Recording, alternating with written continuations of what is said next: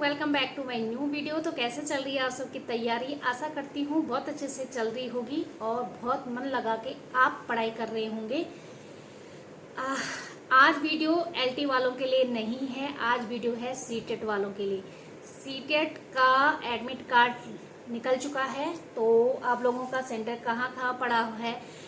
वैसे तो सेंटर वहीं रहता है जहाँ आपने भरा रहता है। बाई चांस होता है कि अगर वहाँ पे सीट नहीं है तो तब दूसरी जगह मिलता है।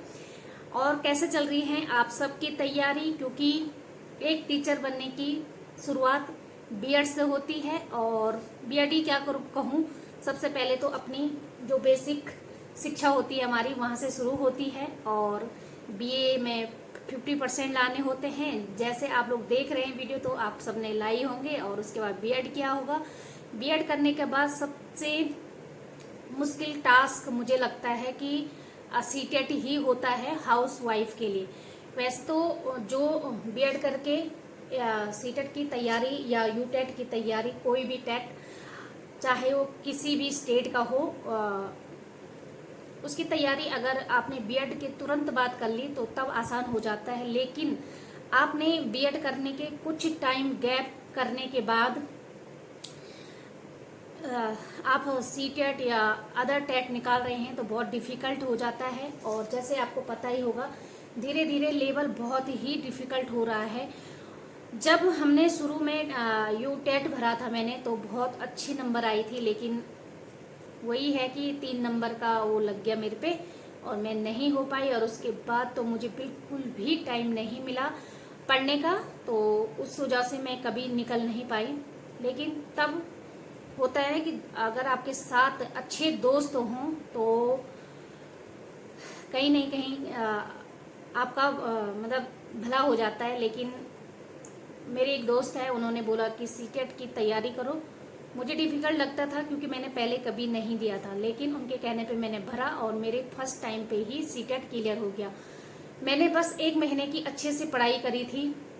अब क्या बोलूँ, 8 से 12 घंटा भी बोल सकती हूँ मैं, इतनी मैंने पढ़ाई करी थी, तब जाके मेरा सिलेक्शन हुआ था। मैंने सिर्फ 2 चैनल देखे थे। एग्जामपुर करके एक चैनल था, अब तो वहाँ पे वो सारे जितने सरों की मैंने वीडियो देखी थी वो वहाँ पे नहीं है। लेकिन मतलब थोड़ा थोड़ा मैंने सबको देखा ही था। राम सर तो आपको पता ही होगा, वो यूजीसी नेट वालों के लिए पढ़ाते हैं, उनका खुद का चैनल है। अब उस टाइम पे वो वहाँ पे पढ़ाते थे, तो मैंने हिंदी की वीडियो उन्हीं से देखी थी। बाकी एसएसटी के लिए अर्चना मैम करके थी, एसएसटी कह रही मैं, साइकोलॉजी के लिए, मतलब जो मुझे लेट्स लर्न पे समझ में नहीं आता था, तो मैं वहाँ भी देखा करती थी। ऐसा नहीं कि मैंने वहीं देखा होगा, लेकिन ज़्यादा नहीं देखा मैंने। सिर्फ कोहलबर्ग, प्याजे और वाइगॉस्की, ये 3 वीडियो मैंने वहाँ से देखी थी। बाकी मैंने कुछ नहीं देखा था वहाँ से। और वो भी क्यों देखा था, अपनी इंग्लिश से छुटकारा पाने के लिए, क्योंकि यहाँ पे इंग्लिश में ज़्यादा समझाया गया था लेट्स लर्न पे, तो हिमांशु सिंह मैम के द्वारा। तो मैंने अपनी इंग्लिश की कमी को छुपाते हुए वहाँ से पढ़ा था। बहुत अच्छा लगा, बहुत अच्छे से पढ़ाया था मैम ने। और एसएसटी के लिए मैंने सिर्फ सनी सर को देखा था। अब वो दूसरे चैनल पे पढ़ाते हैं, इतना मुझे ध्यान नहीं है क्योंकि मैंने सर्च नहीं किया, लेकिन मुझे पता है कि वो दूसरा कहीं पढ़ाता है। आपने सनी सर करके डालना तो आपको पता चल जाएगा। अगर आप अभी भी, क्योंकि जो आजकल पढ़ाते हैं उन्हीं को पढ़िए, और जितना भी पढ़ा रहे हैं उनको देखिए। वीडियो देखने से ही हो जाता है, मुझे ऐसा लगता है, क्योंकि मैंने नोट्स भी बनाए थे थोड़ा बहुत, ज़्यादा नहीं। और उसका क्या कहते हैं, एनसीईआरटी के लिए मैंने किताब ली थी, लेकिन सनी सर के पढ़ाने से ज़्यादा मुझे समझ में आया था।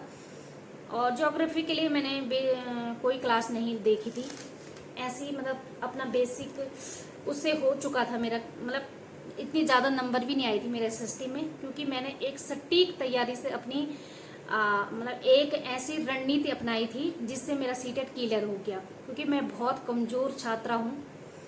मैं इसलिए बता रही हूँ कि आप जैसे कई लोग हैं जो मेरे से जुड़े होंगे, आपको ऐसा लगता होगा कि हम नहीं कर सकते हैं। मैं भी ऐसा ही सोचती थी, लेकिन मैंने किया तो आप लोग भी कर सकते हैं।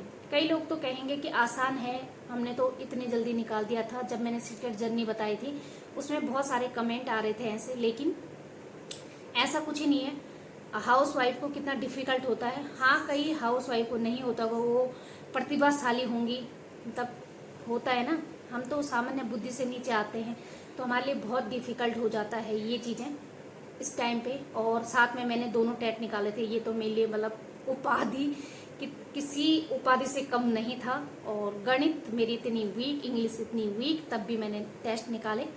मैं कर सकती हूँ, आप भी कर सकते हैं। एक सटीक रणनीति बताती हूँ आपको, जो मैंने करी थी वो आप लोग भी कर सकते हैं, क्योंकि अब पेपर होने ही वाला है तो मैं बता देती हूँ। क्योंकि इस टाइम पे आप let's learn Himanshi Singh ma'am को देखिए, और वहाँ पे जितने भी मैम मैराथन क्लास कराएंगी, या मैराथन तो छोड़नी ही नहीं है, मतलब जितने भी कराएंगे वो करना। अपनी ज़्यादा से ज़्यादा प्रैक्टिस करो, क्योंकि टाइम बहुत ज़्यादा लगता है वहाँ पे। टाइम मैनेज करना सबसे पहला तरीका यही होना चाहिए कि आप टाइम को कैसे मैनेज करें, क्योंकि एसएसटी में ज़्यादा क्वेश्चन है और उसके लिए ज़्यादा टाइम चाहिए।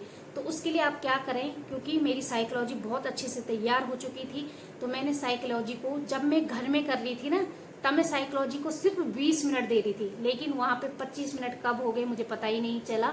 तो 5 मिनट मेरे वहाँ से बच गए थे। ऐसी आप हिंदी के लिए भी कर सकते हैं। हिंदी के लिए भी मेरा ऐसे ही था। सबसे पहले तो मैंने अपना किया पेडागोजी, उसके बाद मैंने करी हिंदी, और उसके बाद मैंने करी अपनी संस्कृत, और उसके बाद मैंने करी एसएसटी। ये रही सेकंड पेपर की। मतलब मैंने सेकंड पेपर ऐसे करके किया था, और सेकंड पेपर में संस्कृत ठीक आई थी मुझे। भाई हमने इंग्लिश से बचने के लिए संस्कृत ली है, लेकिन संस्कृत का इतना नॉलेज भी नहीं है। और उसके बाद मतलब हमारे टाइम पे ऐसे पढ़ाई होती थी ना स्कूलों में, कि कुछ समझ में नहीं आता था कि पढ़ा क्या रहे हैं। और क्योंकि हमें भी इंटरेस्ट नहीं रहता था उस टाइम पे, हमें भी बस ये था कि अपने दोस्तों के साथ गप्पे मारो, हो जाएगा। बाकी फर्स्ट पेपर में संस्कृत इतनी डिफिकल्ट आई थी, समझ में नहीं आया तो दिमाग खराब हो गया, मैंने छोड़ दी वो। उसके बाद जब मैंने सारी चीज़ें करी वहाँ पे, और उसके बाद जब सारी चीज़ें करी तो तब जाके संस्कृत किया, तो ठीक ठाक नंबर आई थी, ज़्यादा नहीं। उसी से मेरा फर्स्ट पेपर में कम नंबर बनी थी, नहीं तो 100 से ऊपर आ ही जाती।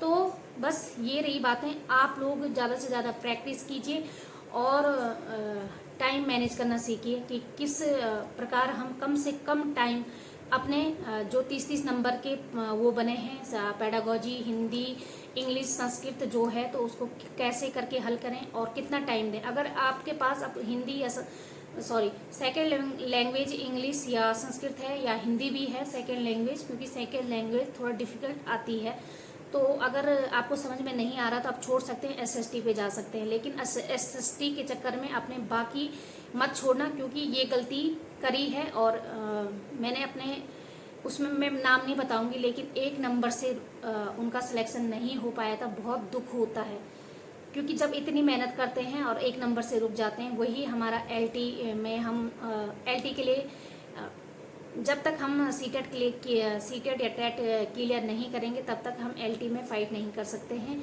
इस चीज़ का बहुत ज़्यादा दुख होता है। और अब जब लाइफ में इतना सारा स्ट्रगल किया है, तो इसके लिए भी करेंगे। मैं चाहती हूँ आप बहुत अच्छे से तैयारी करें। जितने भी लोग सीटेट की तैयारी कर रहे हैं, सबका सीटेट क्वालिफाइड हो जाए और आप भविष्य में टीचर बने। इसी के साथ मैं इस वीडियो का एंड करती हूँ। आशा करती हूँ जानकारी अच्छी लगी होगी। कोई भी बात होगी तो कमेंट बॉक्स के माध्यम से जुड़ते हैं। तब तक के लिए बाय बाय।